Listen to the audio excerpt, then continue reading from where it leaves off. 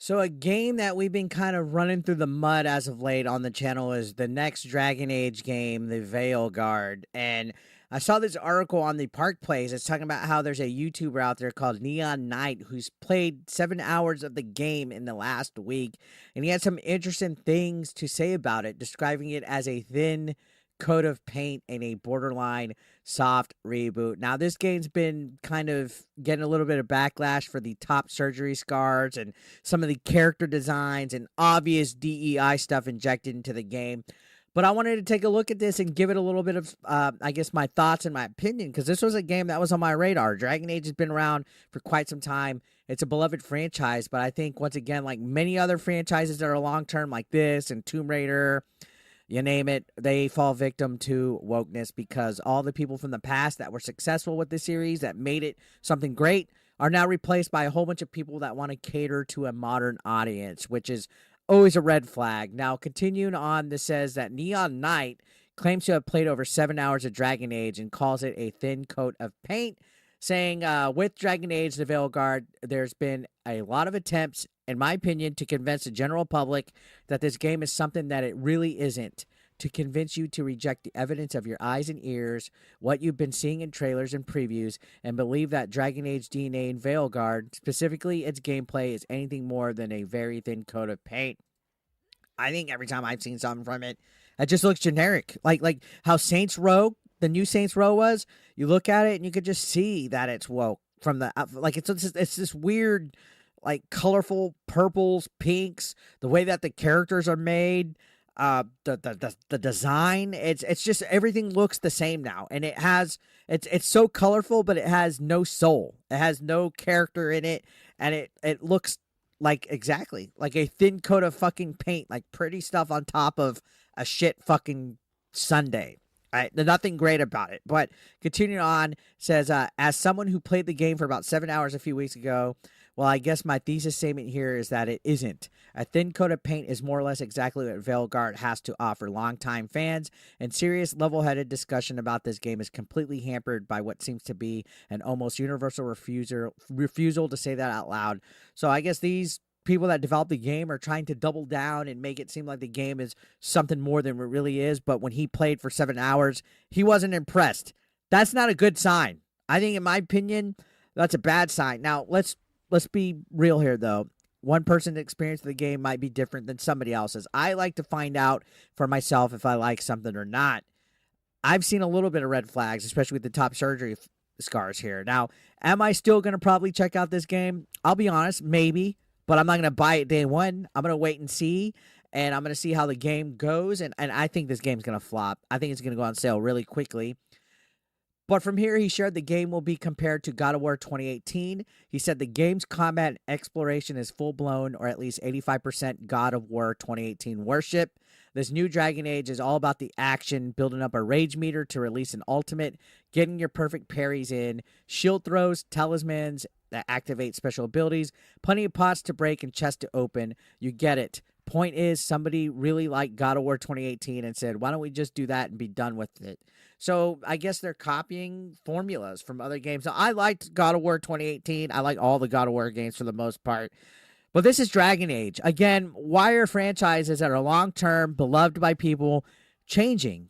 Why do they change shit to cater to this modern audience that does not exist?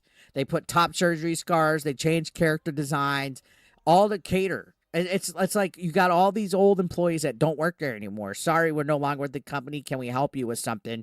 Franklin Empire. And they're gone. So now all these new people are here. They're modern feminists, activists, wokies, progressives, and they want to inject all this other bullshit and change designs and characters to appeal to a small percentage of people that just don't turn out to support the game anyway. Why? Why don't you focus on your main fan base? That's what I don't understand. Now, continuing the fuck on. It says, he noted the game will also be compared to the Guardians of the Galaxy video game regarding its tone, saying this is the point of the video where some of you recoil in horror and maybe projectile vomit, but it's also the point where at least some of you are probably thinking, hey, those are two not bad at all games. You could do much worse in terms of comparison. And yeah, if you're thinking that, I completely agree. However, he noted these two games are not what Dragon Age fans are expecting a Dragon Age game to be compared to, which is fair. You got to please your fan base. Quit trying to fucking change the wheel. Goes on to say there's no denying that the Dragon Age fan base of just 6 months ago would have torn that imaginary person apart for merely suggesting such a thing, yet ultimately that's the type of game BioWare have made here. Ugh, yuck. Now he goes on to claim that BioWare tried to make a very palatable game here that could appeal to everyone instead of directly targeting their own fan base and hopefully breaking out from the ideal approach, in my opinion, which I think that's a mistake. You can't please everybody. Even with, like, for example, like me with my YouTube content. I can't please everybody.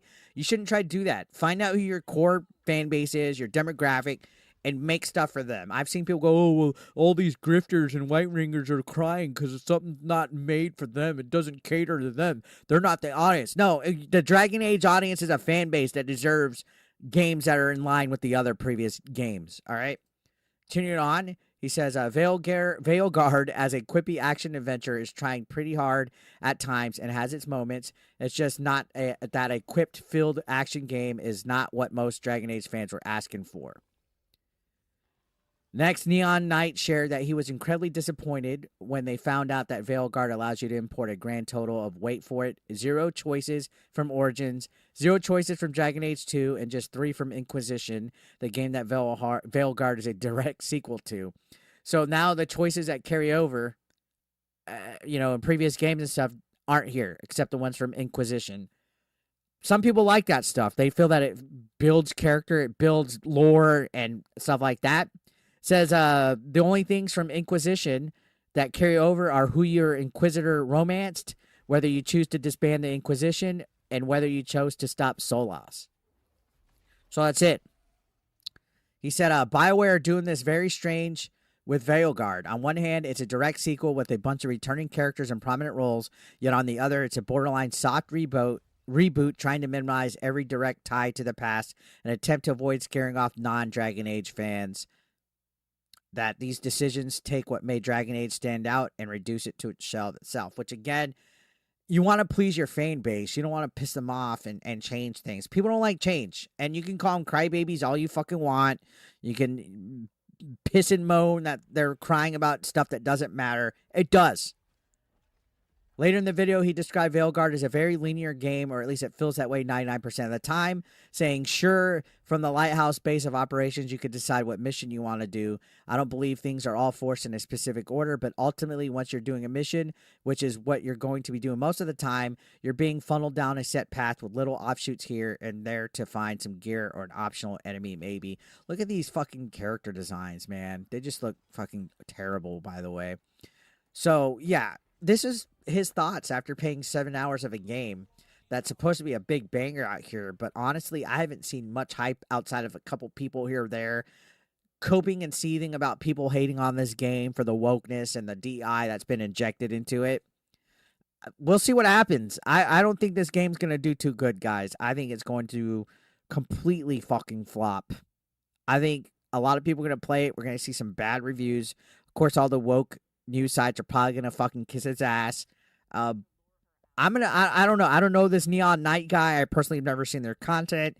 He's claiming he's played 7 hours in. We don't know how true that is. This could be a whole completely fabricated bullshit story, so take that with a grain of salt. But at the end of the day, there's still enough out there that we've seen as far as like trailers go, news updates and things like that, to where there's plenty of red flags here that are making me, at the very least, take a wait-and-see approach to checking out this game. And again, a lot of it is because it seems like these companies are just trying to cater to a modern audience. I mean, you see the comparisons here that it doesn't play like any of the other Dragon Age games in the past. A lot of the stuff doesn't carry over. They want to cater to a new core of audience that's not part of the fandom. I know a lot of people think fandoms are toxic, especially like in Star Wars and stuff like that, but you need to appeal to your core audience. And if you don't, that's where you fail. That's where you get bullshit, because they're more focused on, oh, let's make sure we got DEI in here. Let's make sure we have top surgery scars. Let's make sure we cater to this audience. They're not going to support. We've seen it with Concord, Dustborn. We've seen it. They will not show up. So if they're focused on catering to this audience that isn't their fan base, they're gonna blame gamers when the game fails. They're gonna blame it all on us when this game fails, guys. And that's what's the bullshit. So let me know your thoughts down below, guys. I'd love to hear what you guys have to say. Subscribe if you can. We're about to hit 93,000 subscribers any fucking second now. I'd love for you guys to hit that sub button. Join the AB Nation. I'll see you on the next one.